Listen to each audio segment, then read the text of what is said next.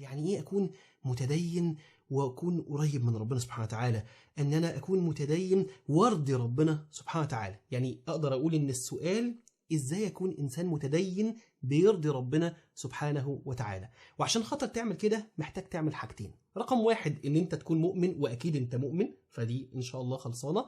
رقم اتنين ان انت تمتثل للاوامر والنواهي. ان الشريعه لو امرتك بحاجه، الله جل في علاه او النبي صلى الله عليه وسلم امرك بحاجه، تمتثل للامر. ولو في نهي من ربنا سبحانه وتعالى او من النبي صلى الله عليه وسلم، تمتثل للنهي. فانت بتسمع كلام ربنا سبحانه وتعالى وكلام النبي صلى الله عليه وسلم وبتمتثل. ولو عملت كده انت كده بقيت انسان متدين ترضي ربنا سبحانه وتعالى. بس لازم تبقى فاهم ان التعامل مع الاوامر الشرعيه له رونق، له طريقه. يعني لازم تبقى فاهم يعني ايه امر او نهي جاي من الدين.